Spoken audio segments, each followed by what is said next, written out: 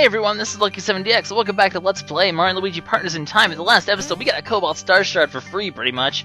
And then Toadbert showed up, and he had a Cobalt Star Shard as well, so we're soon gonna have 5. And once we have 5, that means we can access Shroob Castle.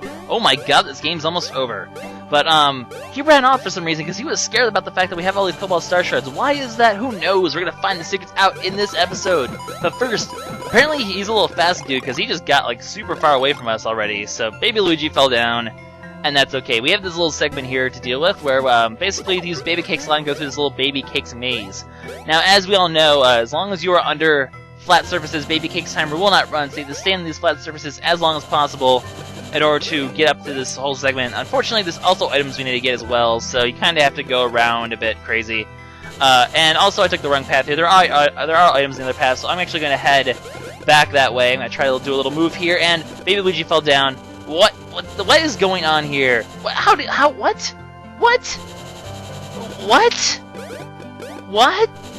I still don't even know what happened there, because somehow Baby Luigi fell down, then he, like, freaking flew up here, because Baby Luigi can apparently fly now, and stuff just happened. I don't really even know what happened there, but that is the most epic Baby Luigi fell down moment ever. Now, we got the hit free badge. This acts really similar to the hit power badge, wherein as long as you do not get hit by enemies, you can use as many items as you want for free without using a bro item. Once again, I really don't care about using bro items because I have plenty of bro items, so screw that badge. If I really cared about bro items, I would get the ulti free badge, which I already said I'm not going to bother getting that badge. I wish there was an ulti pow badge, you know, just enhanced power all the time. That would be the best badge ever, but unfortunately, that game doesn't give that to us at all. So we're going to go ahead and head up here, and we shall dig under this beautiful little star door, because star door! And yeah, that was a perfectly good reason. Because star door. Yes. Because pie. Clearly. Oh ho ho. Anyway, so we hit this little thing, and that's going to be able to allow the bros to get up there. And of course there'll be a little warp pipe up there, so forget the babies for now. We're just going to head with the big bros. Mario's like just hiding under that little alcove there. Pretty funny. We'll avoid all these enemies because we don't need to fight them again. We've seen them enough last time. We have a pretty packed episode as it is. I mean, we have to freaking hunt down Toadbert, as we call him these days, apparently. I don't know. I don't even know why I made that nickname in the first place, but whatever. As a reference to Stephen Colbert, it's Toadbert! Ho ho ho, I'm so clever. Not really, not at all. But there will be a warp pipe eventually, so don't worry about ditching the babies for now. Just keep going on. Just keep moving on. Everything will be okay. There is a save point here, though, and a bunch of items. You know, we got one Cobalt Star Shard for free. Odds are we're not going to get 2 for free, so, yeah. I think you guys probably can predict what's coming, I guess. Well, I mean, we did have a boss earlier that didn't have a shard, but it was sort of like a midway boss. I don't know, I mean, because we got this whole segment, it was like, you know what, been like 10 episodes since we've gotten a Cobalt Star Shard, and now we get like, what, we get 2 of them, like, just right away within like 2 episodes? Pretty good. 2 Cobalt Stars. See, the text even says it as once. And why didn't Toadbert tell us he didn't have one? He knew we were collecting them. He saw us get them from Baby Bowser. You, sir, I mean, wouldn't the responsible response for a responsible response, yes. Wouldn't the good response for someone who's amnesia and has this mysterious shard be like, hey, what's this shard I'm carrying? But, yeah. Just plot. But anyway, Toadbert and Kylie are dead! Oh no! They've died. We'll never learn their secrets now. Okay, they're not dead yet, but there is a monster in here. I took the Cobalt Star Shard, and Toadbert is too weak to tell us the secrets, but he's going to reveal it because his sketch has some hidden answers. I mean, why didn't we ever notice this right here? Because if you open it up, look at this. Look at this. See? There is dirt smudges all over this thing. Why didn't we think of checking this out before? I don't know. But this is the one part in the game where you can actually use the stylus. So you just rub it around to basically, you know, get rid of this stuff. So if you rub this corner over here, we can see there's another Shroob princess? But what does this mean? That there's a little baby Shroob princess? I don't know. Kind of weird. What could this possibly mean? Well, I think, you know, it's kind of maybe a bit obvious, but I'll see if you guys can figure it out. I'm not going to spoil anything. Because before Toadbert can reveal the true answer, he gets shocked by everyone. So both times that the bros were trying to reveal answers, both times the toads have tried to reveal us answers back of Toadico, back at the very beginning, and Toadbert now, they get turned to mushrooms. These Shroobs guard their secrets well. Apparently they have some sort of sinister plan in motion here. But for now, we have a boss fight to fight. So this is the Elder Shrooboid. You might recognize him because he was actually the very first boss we fight with the adult bros, or, well, just specifically Mario, back in the very beginning of the game. Actually, yeah, this is episode number 1, so, That was the Junior Shrooboid, now we have the Elder Shrooboid, and this thing obviously is a lot harder. For starters, he's spiked, so you cannot use any sort of jumping attacks. That negates our copy flowers, our trampolines, our pocket chumps, our cannonballers. You cannot use any of those. Luckily, we picked up red shells, though, so those will be our weapon of choice for this fight. Red shells, green shells. The flowers are not too bad as well if you want to weaken his defenses, which is actually a pretty good idea. But we want, yeah, let's go ahead and do that right now. So, Ice Flowers, give us some defense drops, give us some anything drops. And we're not getting anything. However, the nice thing is, like most enemies these days, he seems to be weak to Ice Flowers, so you can do a good 81 damage. Not a bad idea to use that. It's probably a good idea to try to get one of those drops on them, though, so I'm going to keep trying to use Ice Flowers throughout this fight in order to get them. But yeah, red shells are going to be your weapon of choice here. In terms of attacks, as you see, he uses Fireball's attacks. I'm pretty sure that can cause the burn status if you want to. Why are there so many stun statuses in this game? There's the burn status, so it's a stun one. There's the dizzy status, that's a stun one as well.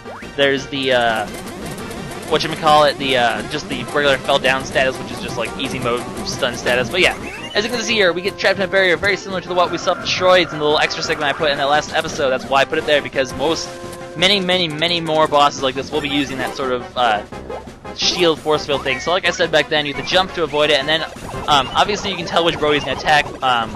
Well, we'll see that attack in a little bit. As you can see, look at how many drops I got in this one. I seriously got like 3 defense drops, 3 power drops, and like 3 speed drops. It's just like it was like a drop every hit there. It was ridiculous.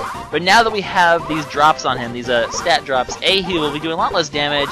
And more importantly, if you can get defense drop on a boss like this, it makes your life a million times easier. Because as you can see, we're going to be able to do a ton more damage now.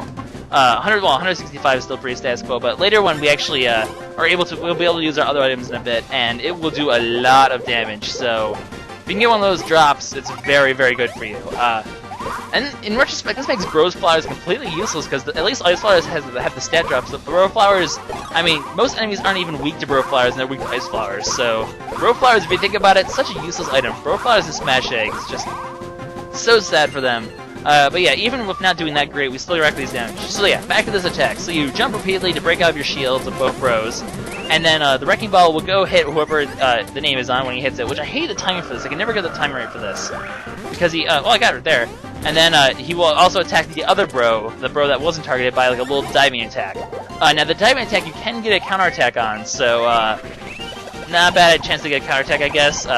Because even though he's spiked, you can jump on him when he's on his side like that. Now as you can see, Bro Flower is just absolutely pathetic.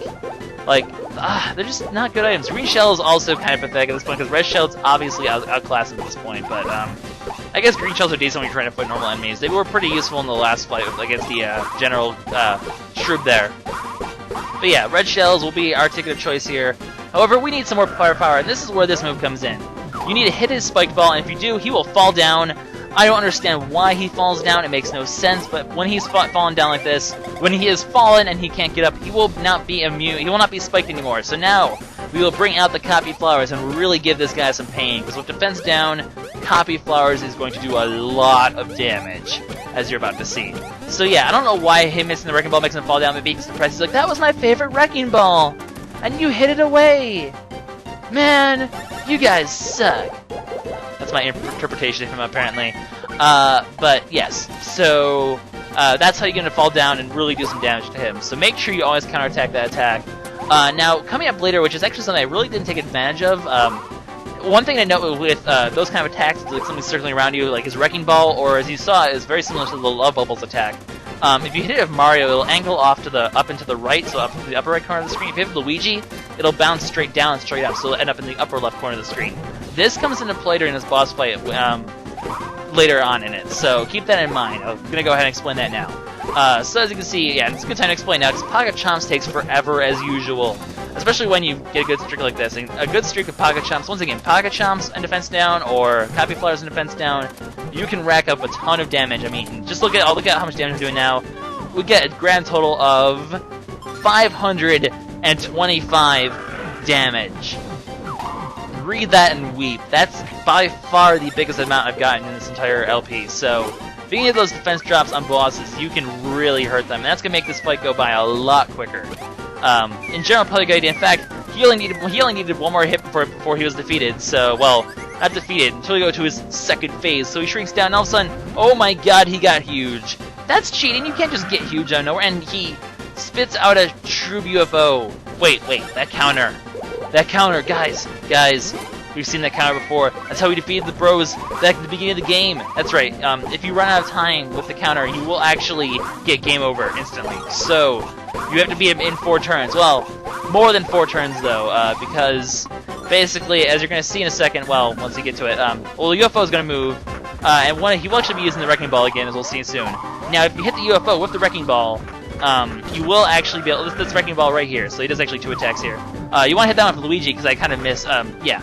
Luigi hits it if the UFO's on the left. Mario hit it with Mario if it's on the right. Now, if you hit the UFO with the Wrecking Ball, it will actually knock the counter up 2 turns. So you can stave the counter off by doing that. Probably a good idea. That being said, if you're good enough with your bro items, you actually can just bum rush him and defeat him before the counter goes off, which is pretty much what I do here. Because I actually don't manage to hit the UFO counter at all, which is kind of silly of me, but whatever. As usual, he will be spiked. However, if he does his Wrecking Ball attack once again, he will fall down. So, you can go ahead and use your copy flowers then. Obviously, it's a good idea because you can do a lot more damage with copy flowers I find than red shells. So, in general, probably a good idea. And of course, Pocket Chomp's always useful as well. If you try to do any sort of aerial attack like trampolines or cannonballers, the UFO will go away. So, don't really, don't expect that to help you very much, I guess. Meanwhile, we'll just keep finding this guy. As you can see, once he grows big, he will lose any drops you have. I mean, I guess you could waste a couple turns trying to get some defense down him, but at this point, with the counter ticking, you probably just want to go ahead and hit him as much as possible and just kill him before you get game over. So, wasting time for ice flowers, maybe not the best idea. In a longer fight like, that where you can actually take your time, probably a good idea, but right now you're literally just bum rushing the boss and trying to get him dead before the counter runs out. Although, that being said, with the Wrecking Ball thing, you can actually stall the counter out longer, so you could if you wanted to. So once again, he's going to bum rush us, we're going to keep hitting for Hammer. I don't know if it's possible to dodge his attack, because I've hit this guy as fast as possible, but even 4 attacks aren't good enough to stop him, so I don't know. Now here I want to hit this with Mario, and I hit it with Luigi, because I'm an idiot, so I only have 2 turns to defeat this guy, but it's not going to be a problem. Some more copy flowers, because we want to kill this dude. You're getting in the way. See, that's the advantage of having Baby Luigi have the lucky badges. As you can see, he's been getting a lot of luckies during this fight, which is really useful when you're doing damage like this with the bro items. So yeah, look at that. 2 luckies in a row. Baby Luigi, very useful with the lucky badge. In fact, it might almost not be a bad idea to give Baby Mario a lucky badge as well, but I do like having that 1 strike badge, that first strike badge. Because, or whatever, that 1 chance badge, because that does come in handy when you're fighting normal enemies with the babies. Especially because you're using usually bros items like shells and whatnot them.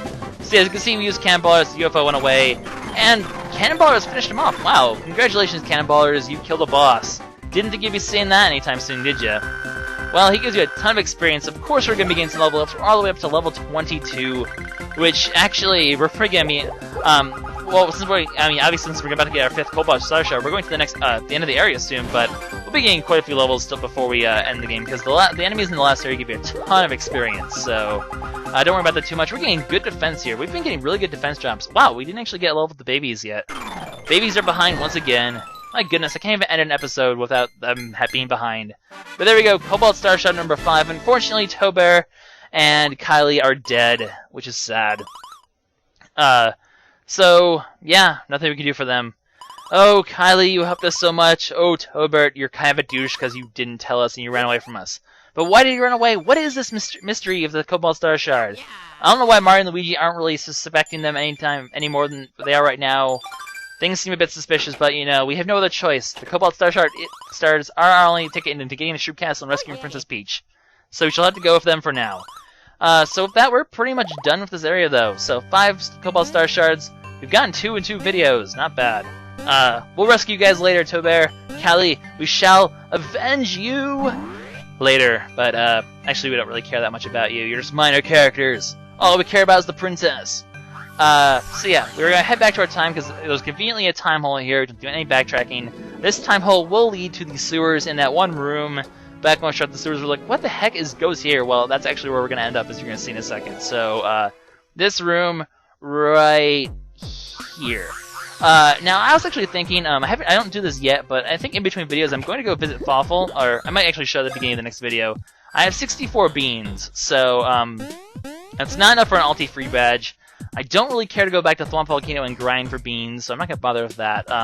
But what I will probably do is I might get another treasure badge, because I have enough for that, and put them on both Mario and Luigi, because this is where we're going to want to be using the treasure badge soon. But that's pretty much it, guys. You know what this means? We are at the end of the game. Shroob Castle, coming up next episode. We take the fight to the Shroob homeworld. Well, not the homeworld. That would be some planet way out in the middle of nowhere. But we're going to take the fight to the Shroob Castle. We're going to go rescue our princess. This is endgame time, guys. So next episode, we prepare for the ultimate fight with the Shroobs. And also go visit Fawful because he's cool. But yeah, this is LuckySevenDX signing out. See you guys next time for the epic, or for the beginning of the end of Mario and Luigi Partners in Time. See you guys later. Bye-bye. Oh, Toadbert and Kylie, we miss you.